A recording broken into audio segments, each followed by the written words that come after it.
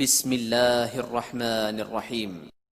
السلام عليكم ورحمة الله وبركاته. الحمد لله رب العالمين والصلاة والسلام على سيد المرسلين محمد وآله وصحبه أجمعين أما بعد. حاضرین و ناظرین، یہ درس نمبر 883 ہے، 883، اور آج سورہ یونس کی 2 آیتوں کی تلاوت اور تشریح کی جائے گی، آیت نمبر 94 اور 95، 94 and 95۔ چلیے سب سے پہلے ان 2 آیتوں کی تلاوت کرتے ہیں، لفظی ترجمے اور ترجمے کے بعد تشریح کرتے ہیں۔ اعوذ باللہ من الشیطان الرجیم، بسم اللہ الرحمن الرحیم۔ فَإِن كُنْتَ فِي شَكٍّ مِّمَّا أَنزَلْنَا إِلَيْكَ فاسأل الذين يقرؤون الكتاب من قبلك لقد جاءك الحق من ربك فلا تكونن من الممترين ولا تكونن من الذين كذبوا بآيات الله فتكون من الخاسرين۔ صدق اللہ العظیم۔ لفظی ترجمہ یوں ہے، فَإِن چنانچہ اگر کنتا ہوں آپ فی شکن شک میں، مما اس کتاب سے جو انزلنا ہم نے نازل کی، الیک آپ کی طرف، فاسأل تو پوچھئے، الذین ان لوگوں سے جو یقرؤون پڑھتے ہیں، الکتاب کتاب، من قبلک آپ سے پہلے، لقد البتہ تحقیق، جاءک آ گیا آپ کے پاس، الحق حق، من ربک آپ کے رب کی طرف سے، فلا تکونن البتہ ہرگز نہ ہوں آپ، من الممترین شک کرنے والوں میں سے، ولا تکونن اور ہرگز نہ ہوں آپ، من الذین ان لوگوں میں سے جنہوں نے کذبوا جھٹلایا، بآیات اللہ اللہ کی آیتوں کو، فتکون ورنہ آپ ہو جائیں گے اس طرح، من الخاسرین خسارہ پانے والوں میں سے۔ ترجمہ یوں ہے، اگر تم کو اس کتاب کے بارے میں جو ہم نے تم پر نازل کی ہے کچھ شک ہو، تو جو لوگ تم سے پہلے کی اتری ہوئی کتابیں پڑھتے ہیں ان سے پوچھ لو، تمہارے پاس تمہارے رب کی طرف سے حق آ چکا ہے، تو ہرگز تم شک کرنے والوں میں سے نہ ہونا، اور نہ ان لوگوں میں نہ ہونا، اور نہ ان لوگوں میں ہونا جو اللہ کی آیتوں کی تکذیب کرتے ہیں، نہیں تو نقصان اٹھاؤ گے۔ ان 2 آیتوں میں 5 باتیں بتلائی گئی ہیں۔ پہلی بات ہے، پیغمبر اگر بفرض محال تمہیں اس کلام میں ذرا بھی شک ہو جو ہم نے تم پر نازل کیا ہے، تو ان لوگوں سے پوچھو جو تم سے پہلے آسمانی کتاب پڑھتے ہیں۔ دوسری بات، یقین رکھو کہ تمہارے پاس تمہارے پروردگار کی طرف سے حق ہی آیا ہے۔ تیسری بات، لہذا تم کبھی بھی شک کرنے والوں میں شامل نہ ہونا۔ چوتھی بات، کبھی ہرگز ان لوگوں میں شامل نہ ہونا جنہوں نے اللہ کی آیتوں کو جھٹلایا ہے۔ پانچویں بات، ورنہ تم ان لوگوں میں شامل ہو جاؤ گے جنہوں نے گھاٹے کا سودا کر لیا ہے۔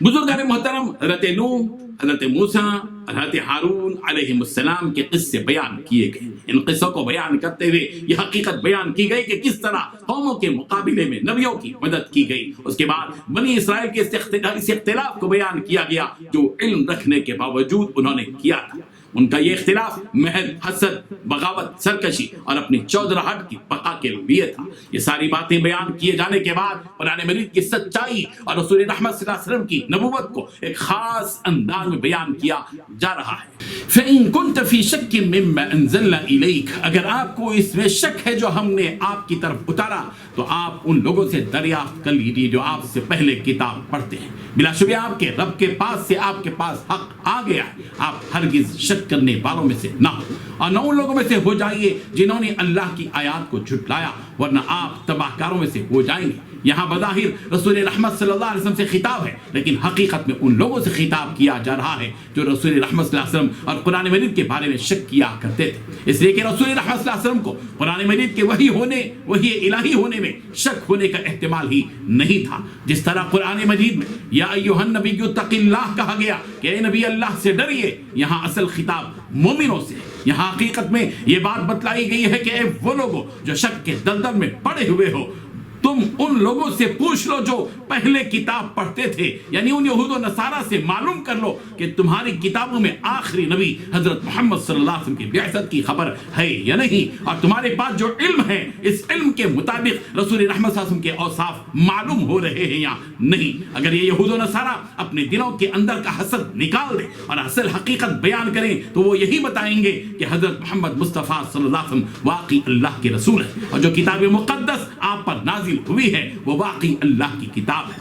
یہاں فَإِن كُنْتَ فِي شَكٍّ مِّمَّا أَنزَلْنَا إِلَيْكَ جو کہا گیا وہ بفرض محال ہے، یہ ایسے ہی ہے جیسے کہ سورہ مائدہ کی آیت نمبر 116 میں حضرت عیسیٰ علیہ السلام کے بارے میں کہا گیا ان کنت قلتہ فقد علمت، اگر میں نے ایسا کہا ہوتا تو آپ کو یقیناً معلوم ہو جاتا، اگر بفرض محال میں نے ایسے کہا ہوتا، یہ مطلب ہے اس کا واضح مطلب یہ ہے کہ حضرت عیسیٰ علیہ السلام نے ایسا نہیں کہا، لیکن بفرض محال کہا گیا کہ اگر کہتے تو اللہ کو معلوم ہوتا، جس طرح اس جملے سے معلوم ہوتا ہے کہ حضرت عیسیٰ علیہ السلام نے کہا ہی نہیں۔ اسی طرح وہاں جو لفظ شک رسول رحمت صلی اللہ علیہ وسلم کی طرف منسوب ہے، اس شک کا گزر وہاں ہوا ہی نہیں۔ لقد جاءک الحق من ربک، اے پیغمبر آپ کے پاس واضح انداز میں حق آ چکا ہے جس میں کسی قسم کا کوئی شک نہیں ہے۔ جتنی باتیں قرآن مجید میں بیان کی گئی ہیں وہ سچی باتیں ہیں، یہ بھی ایک حقیقت ہے کہ آپ اللہ کے رسول ہیں، اور یہ یہود و نصارہ آپ کی سچائی اور اچھائی سے پوری طرح باخبر ہے، اس لیے کہ ان کی کتابوں میں یعنی تورات اور انجیل میں آپ کی عادتیں اور آپ کے اخلاق و عادات اور آپ کی علامات کا تذکرہ موجود ہے۔ ہم جو سچی باتیں کہہ رہے ہیں اس پر کسی قسم کا شک دل میں نہیں ہونا چاہیے۔ سورہ اعراف کی آیت نمبر 157 میں یہ حقیقت یوں بتلائی گئی، الذین یتبعون الرسول النبی الامی الذی یجدونہ مکتوبا عندهم فی التوراۃ والانجیل یأمرهم بالمعروف وینہاہم عن المنکر ویحل لهم الطیبات ویحرم علیہم الخبائث ویدع عنہم اصرہم والاغلال التي كانت علیہم۔ جو اس رسول یعنی نبی امی کے پیچھے چلے جس کا ذکر وہ تورات اور انجیل میں لکھا ہوا پائیں گے، جو انہیں اچھی باتوں کا حکم دے گا، برائیوں سے روکے گا، اور ان کے لیے پاکیزہ چیزوں کو حلال اور گندی چیزوں کو حرام قرار دے گا، اور ان پر سے وہ بوجھ اور گلے کا کہ وہ توق اتار دے گا جو ان پر لدے ہوئے تھے۔ رسول رحمت صلی اللہ علیہ وسلم کے اوصاف جمیلہ تورات اور انجیل میں لکھے ہوئے ہیں جن کو یہ یہود و نصارہ پاتے ہیں۔ جب یہ بات کھل کر سامنے آ گئی اور تمہارے پروردگار کی طرف سے حق آ گیا تو ہرگز شک کرنے والوں میں سے نہ ہونا۔